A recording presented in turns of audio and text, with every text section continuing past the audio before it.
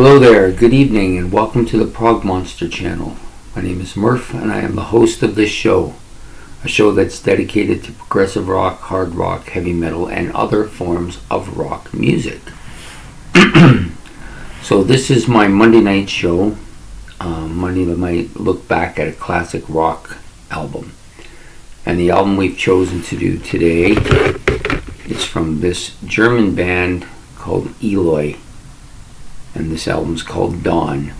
This is the second album that I've had on my playlist for at least 20 weeks or more. The first one was Colors. I think I probably like that one a little bit better, but this is still a really good album. The thing I like about Eloy, if you look at their color scheme on every album, it's very bright. They're a very bright band that way. The other thing I like is they are very consistent from album to album. At least that's what I've noticed. They tend to be similar in their musical style all the way through.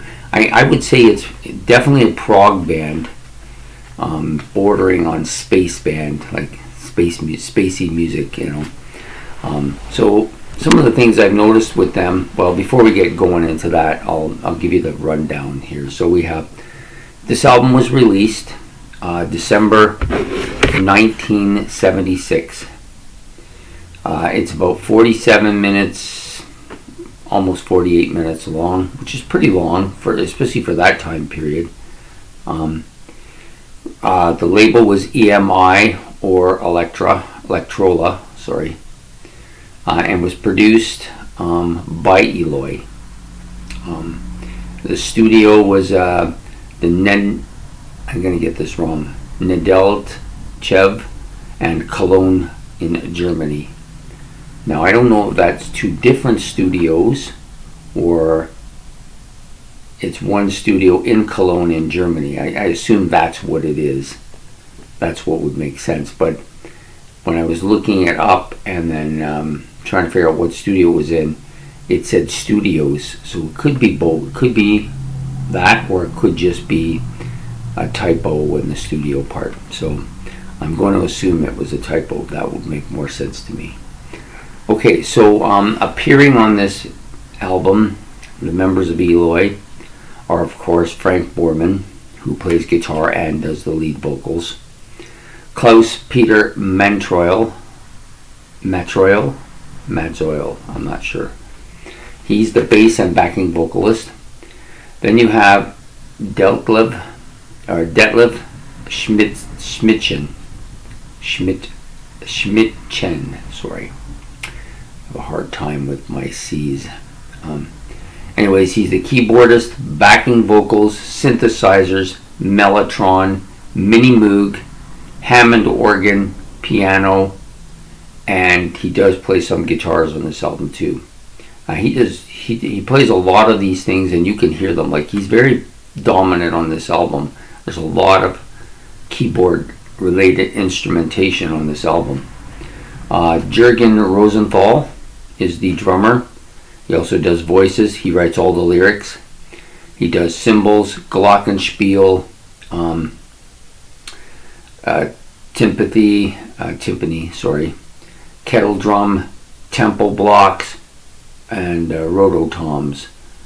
And he's very, the thing about him that you get, because the thing about, okay, we're going to get into this a bit now that I've said all this. Okay, so the thing about Eloy, they tend to play on themes. So they'll go on playing, and they get onto this theme and they start playing it, and they do a repetitive playing of it, and then they slowly change and start playing something else. And then they go back to that sometimes, or they go on to something else. This is common with them, especially on this album. I find there's a lot of that, where the keyboard will start playing a kind of melody over and over again, and then the drums will come in the background and play, and then the bass as well. And then at some point, something will change slightly, and then the whole thing will change around, and they'll start playing something else. And then at some point, they'll come back. Now, there's generally, at least with this particular album, there was a theme that they played throughout the entire album They didn't play it all the time, but they would come back to it at certain points. So it kind of ties the album together. So this is both good and bad. So the good part about this is it ties everything together, and you get a general theme, and it flows nicely from beginning to end. The bad part, if it's a bad part, I think it can be a bad part if you're trying to penetrate the album and get a real good feel for it, is that a lot of it sounds the same. So you're not sure what song you're listening to because there's parts in each song that have a reoccurring theme. So sometimes that's a problem with it. I've noticed with them too is that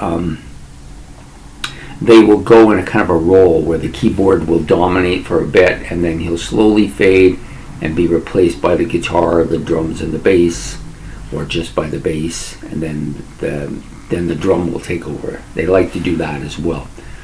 So it's a very interesting album. The vocals are the weak part of Eloy for me, and probably for a lot of people who aren't German. He has a very thick German accent, and it's difficult sometimes to follow him because of that. I almost feel like I'm listening to Arnold Schwarzenegger sing, and I've said this before. It's not. I know it's kind of funny, but it's not meant to be funny. It's just that's the best description of it I can be to give. Like I think the band is very tight. They produce the music they really like to produce, and you can tell they are doing their best to perform. And to be quite honest with you, I think they're all pretty gifted musicians, especially the drummer. The drummer kind of disappears in this group because he's overpowered by the keyboards. Keyboard is dominant in this album, and the guy plays a lot of different keyboards on the album, and I think he's the most dominant instrumentation here. The bass has its parts where it's front and center, but it tends to be a little background, and then the drummer is the same. But this drummer is good. There's certain parts you'll hear in it. He's doing like stuff that's fairly complicated. I personally like the guy. I think he's a good drummer.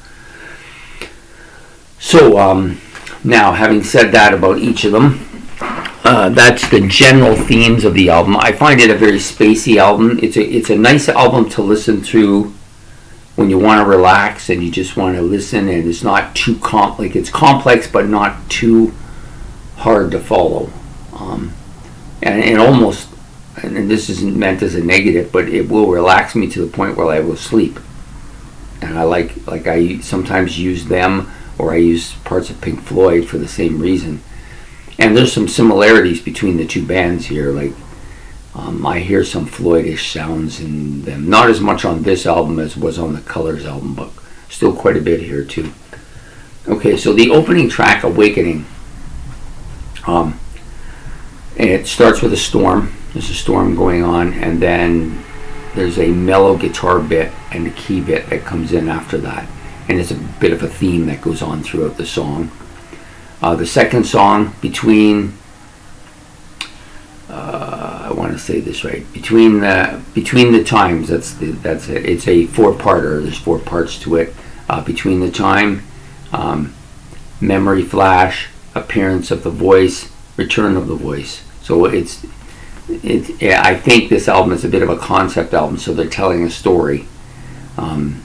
There is a bit of a guitar solo on, meaning Memory Flash. Pretty good. Pretty heavy keys on that as well. And then the appearance of the voice is that there's a female voice saying stuff in the background. So I'm not really sure, without following the lyrics too closely, I can't really tell you what's happening, except for that the music tends to follow a theme here. And then Return of the Voice, and she comes back at the end. Okay, so then you have the Sun Song, a lot of keys and continuous key playing, and back to the intro bit a bit as well. Then you have Dance in Doubt and Fear. Again, there's this pulsating bass that starts it, and a little bit of a marimba noise that kind of goes along with the keyboards. And then you have that keyboard theme that like I've said, runs throughout the song.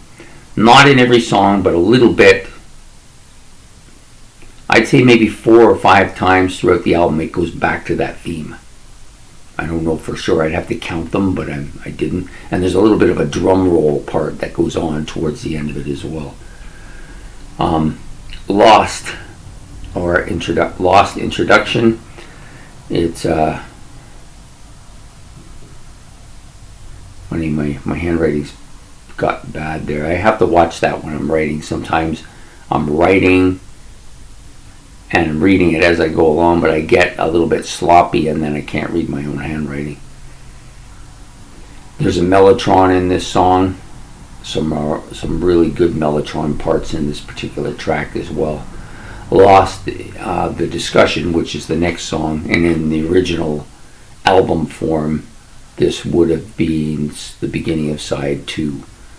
And it starts out with that classic church organ bit that you hear on a lot of so-called scary movies, but I always think of it as a bit of a spoof. You know, da, da, da, da. Yeah, it's got that he's got it down to a science here, man. It's perfect. So then the next song, The Midnight Flight, The Victory of Mental Force, starts out with a wind and synthesizer bit, followed by a fast drum and a fast drum force, and then there's some bass in here as well. And then it gets pretty heavy for a bit there. It's pretty heavy and fast-paced drum and guitar bit towards the middle, towards the end of the song as well. Gliding into the Light and Knowledge. It starts out with these kind of birds chirping noise, and then goes to the keyboard synthesizer intro, which we've talked about already. The last tune is French, or at least it's written French, and I'm not sure I'm going to pronounce this right. La